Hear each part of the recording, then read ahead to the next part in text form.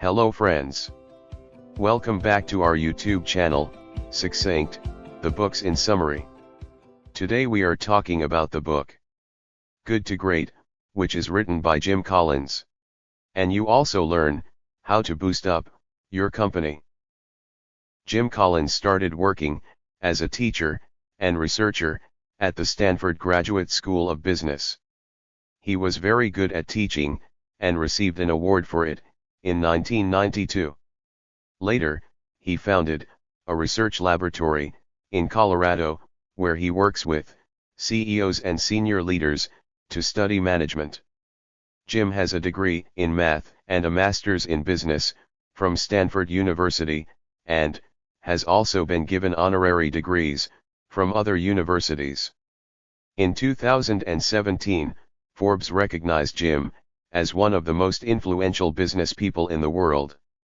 The book, Good to Great, looks at how some companies went from being good to great. The author, Jim Collins, did a lot of research and found that successful companies had a few things in common. They hired good people, got rid of bad ones, adapted to changes, and had good leaders.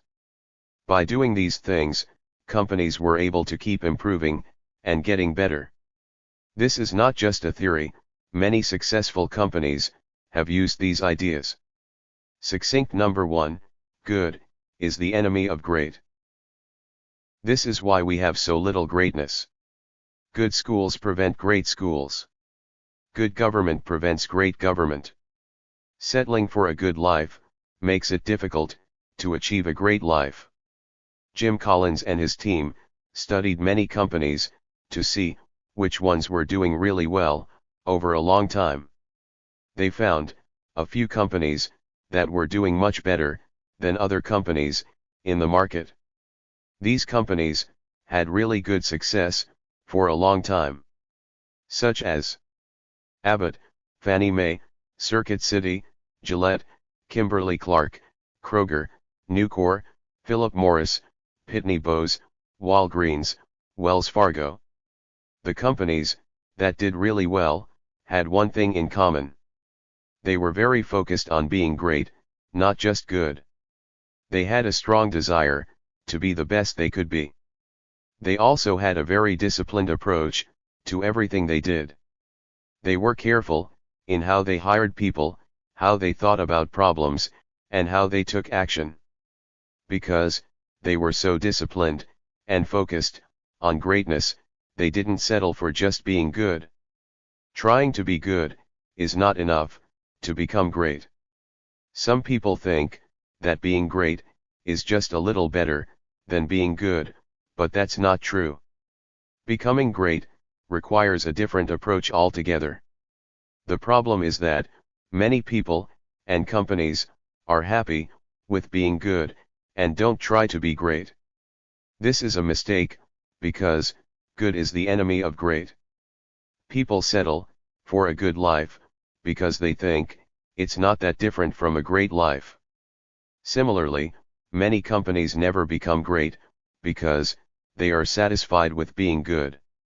Great companies are those that perform really well, no matter what industry they are in. Even if their industry is struggling, great companies will still succeed. Succinct number 2.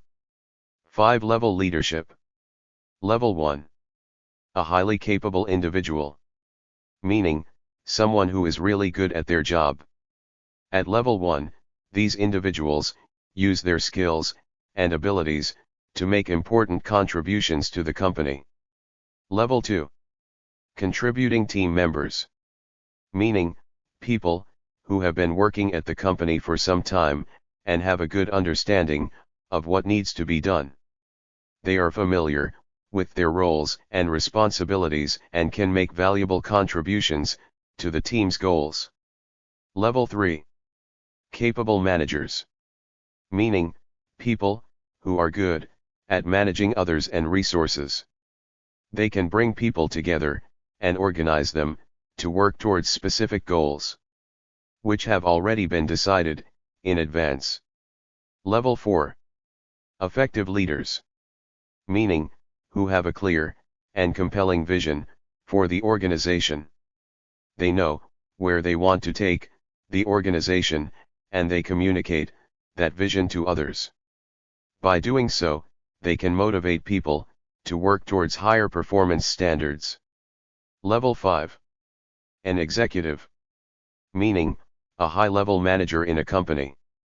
They are focused on achieving greatness for the company. To do this, they use traits like humility, fanatic drive, diligence, and willpower.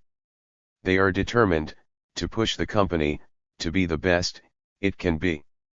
To make your company great, you need a 5-level leader. Author found that all the great companies he studied had a 5-level leader. These leaders were a combination of determined and humble. They invested in the company's long-term success and knew the company very well, because they had worked their way up.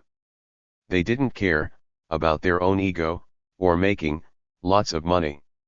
Instead, they focused on the long-term success of the team and organization. Author believes that hiring famous CEOs is not a good way to make a good company great. Instead, you should hire someone who knows and cares about the company. That's what 10 out of the 11 great companies did. These leaders should be willing to take responsibility when things go wrong, and praise their team when things go well. The two sides of 5-level leadership. First is professional will. Means committed to achieving optimal long-term results and building a great company that endures with zero compromise on standards. Second, it is personal humility. Means never boastful. Relies on inspiring standards rather than charisma. Channels ambition into the company, not the self. Succinct number 3. First who, then what.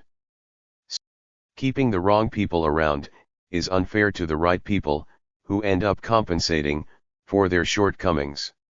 This can push away the best performers, who are driven by performance, and get frustrated when hindered by extra weight.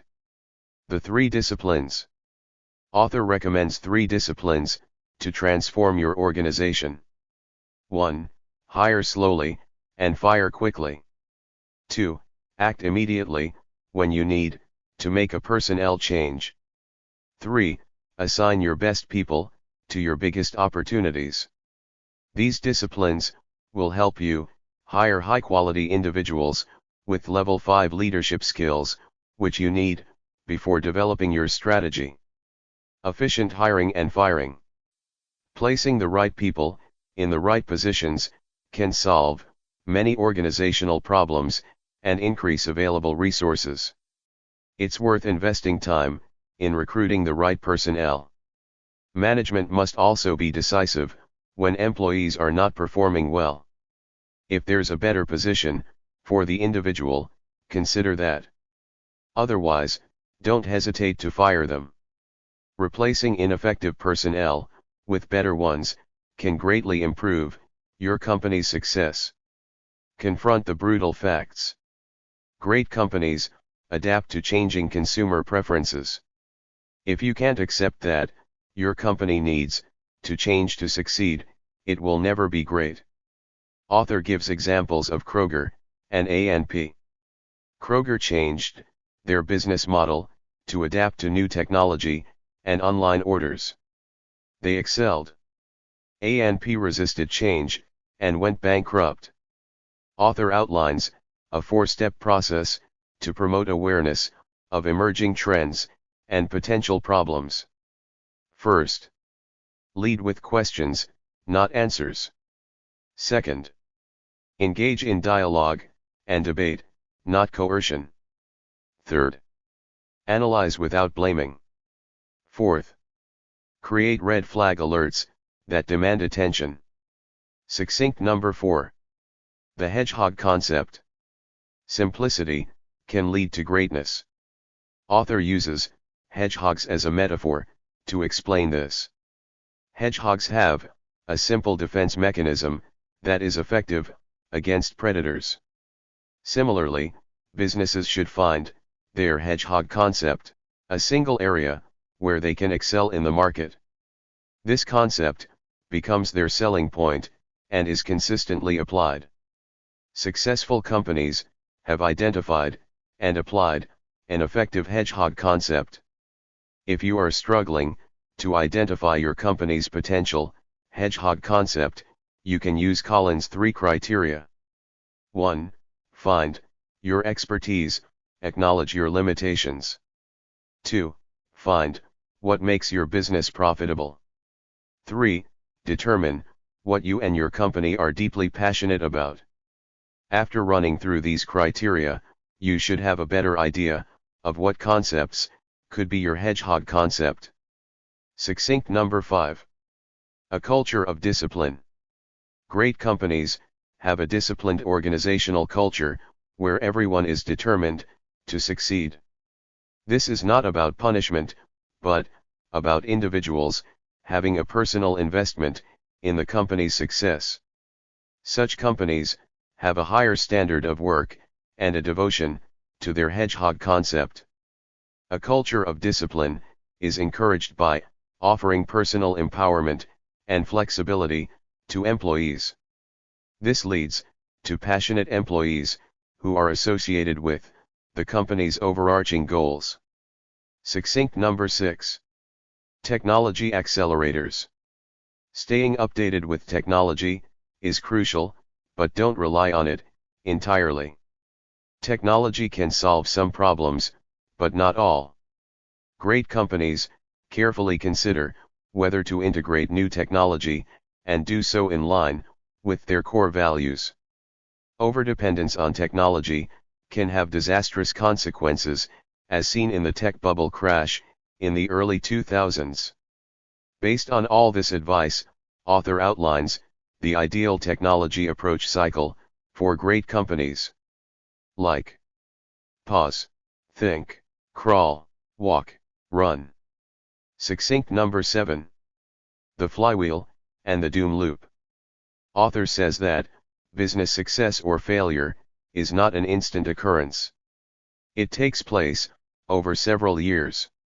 Success or failure is the result of positive or negative momentum that has developed over time.